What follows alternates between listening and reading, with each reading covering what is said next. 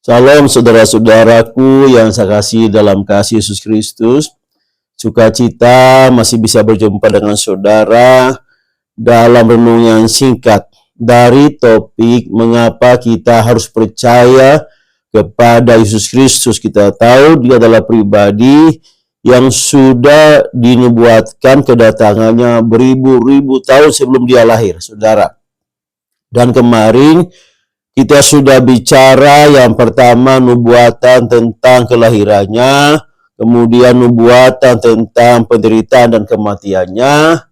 Seri yang ketiga kita bicara tentang nubuatan kebangkitannya, dan yang keempat kita bicara tentang nubuatan dari kenaikannya ke surga, dan semuanya ini tertulis secara lengkap dan detail di Alkitab kita, di Perjanjian Lama maupun pengenapannya di Perjanjian Baru, saudara-saudara.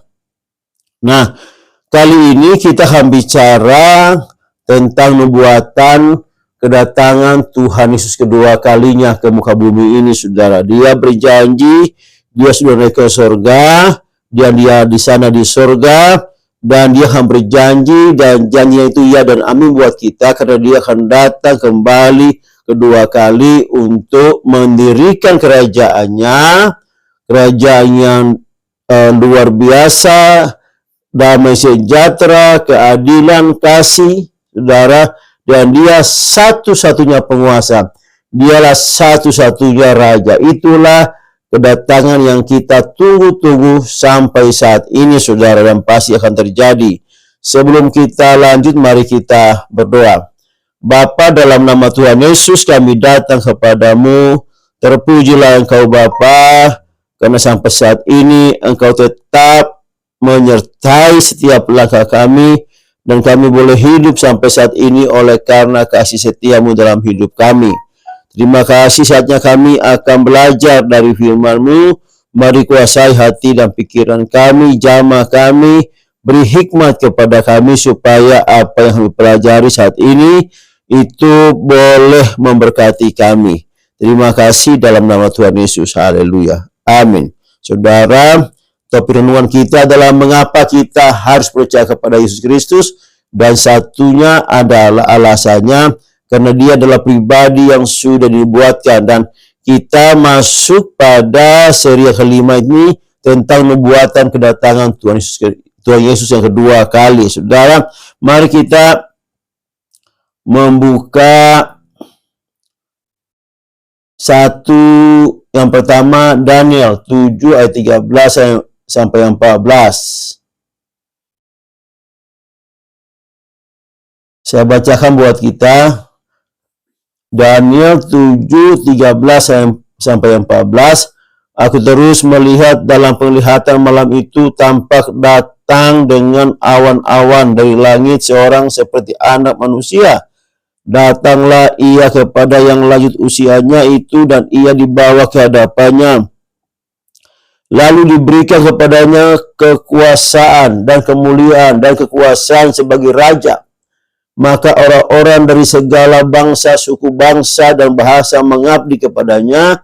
Kekuasaannya ialah kekuasaan yang kekal, yang tidak akan lenyap, dan kerajaannya ialah kerajaan yang tidak akan musnah. Inilah kedatangan Yesus kedua kali. Dia datang di awan-awan, diberi kuasa kepadanya, kekuasaannya kekal sampai selama-lamanya, dan tidak akan lenyap, dan tidak akan musnah kerajaannya. Kerajaan adalah kerajaan yang kekal.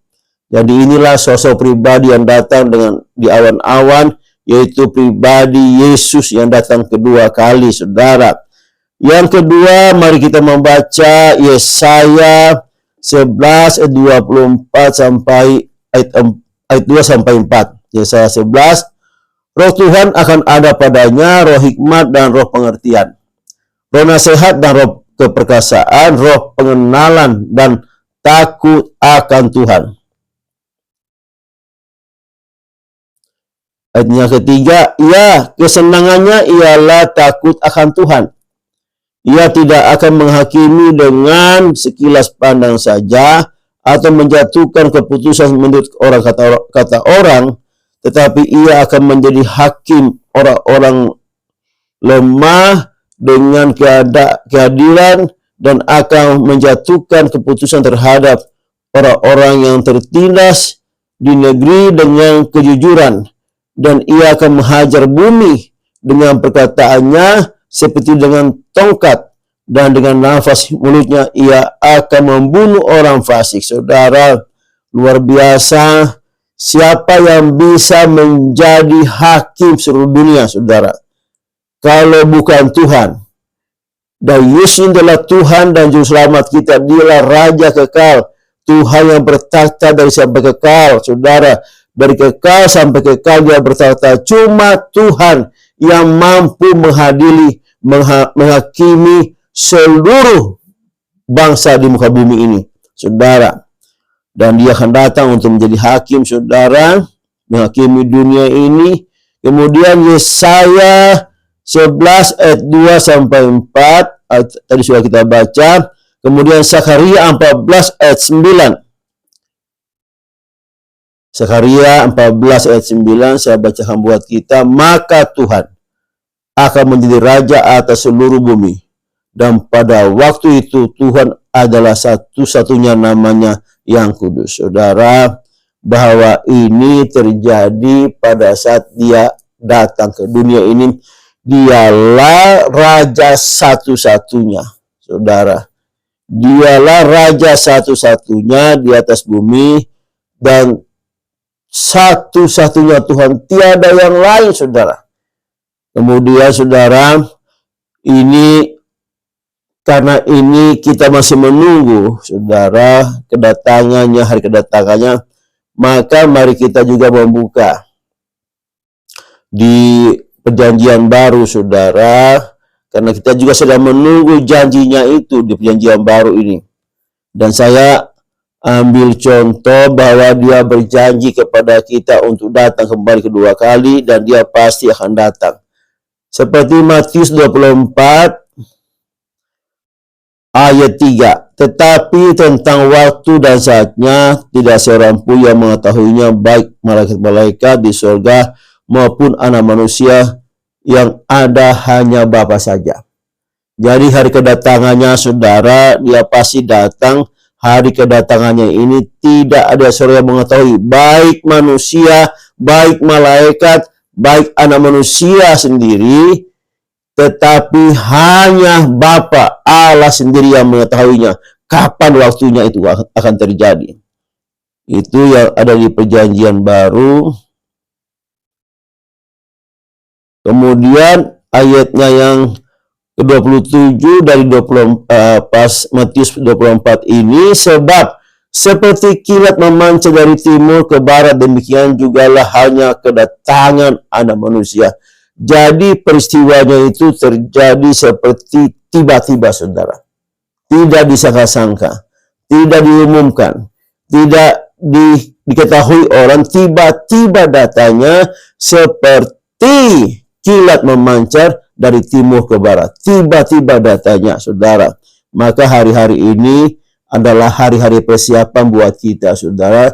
Mempersiapkan hari kedatangan Yesus Kristus, karena kita tidak tahu kapan waktunya dia datang. Tetapi pasti dia datang sama dengan kelahirannya, dengan penderitaan kematian, dengan kebangkitan, kenaikan ke surga. Semuanya sudah digenapi dalam hidup di dalam Yesus Kristus yang sudah mati bagi kita, dia naik ke surga, dan kita sedang menunggu hari kedatangannya itu, saudara. Kemudian kita Matius 25 juga, saya ambil contohnya ayat 13, ayat 31, saya baca ya, 31. Ketika Anak Manusia datang dalam kemuliaannya dan semua malaikat-malaikatnya, ia akan duduk di atas takhta kemuliaannya. Luar biasa. Dia punya takhta kemuliaan, dia duduk di situ. Saudara, dia akan datang sambil duduk di takhta kemuliaannya. Luar biasa. Maka semua akan memandang terpesona. Semua lidah dan lutut, semua lidah mengaku dan lutut berselut bahwa menyembah Dia. Dialah Tuhan satu-satunya yang datang dengan kemuliaannya yang besar.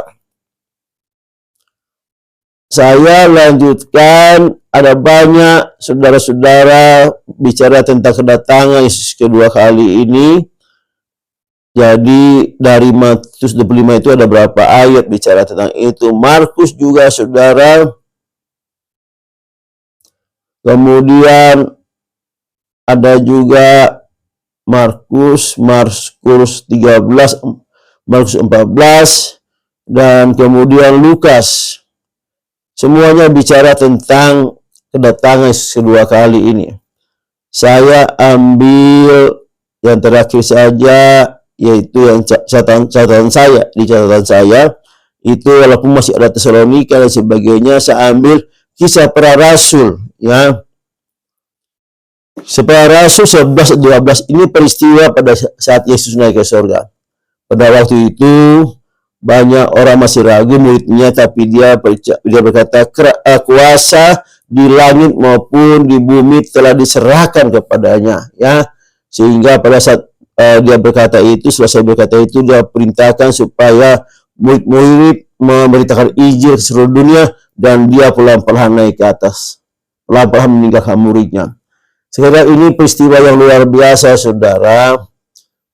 Peristiwa yang dimana setelah mereka melihat, saya pasti yakin mereka percaya, sebab belum pernah melihat mereka orang naik ke surga. Dulu pernah kejadian di Perjanjian Lama kayak Nabi Elia, ya. Lalu di Perjanjian Lama juga di Kejadian juga kita mengetahui Henokh, ya saudara. Bagaimana orang-orang ini naik ke surga, tetapi secara sekarang pada saat Yesus naik ke surga, mata para rasul murid-murid melihat langsung naik ke surga dengan pelan-pelan sampai menghilang di awan-awan. Mereka sungguh-sungguh percaya, saudara. Nah, saya ambil Kisah Para Rasul 1 ayat 11 sampai 12. Saya bacakan buat kita. Dan berkata kepada mereka, hai orang Galilea, mengapakah kamu berdiri melihat ke langit? Yesus ini yang terangkat ke surga, meninggalkan kamu, akan datang kembali dengan cara yang sama, seperti kamu melihat Dia naik ke surga. Dia akan kembali ke bumi, ya. Jadi mereka akan melihat, semua orang akan melihat kedatangannya, karena itu merupakan proklamasi bagi dirinya, dari dirinya bagi dunia ini.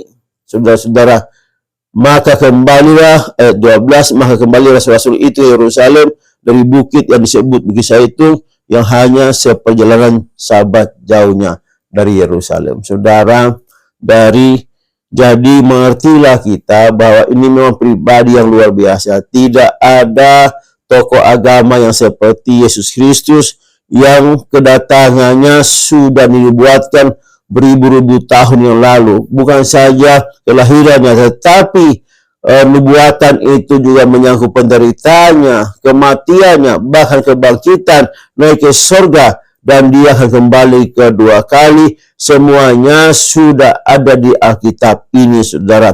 Dan mari, saudara, kita lebih yakin, lebih percaya Dia adalah pribadi yang luar biasa, Tuhan dan Juru Selamat kita. Demikian renungan kita saat ini.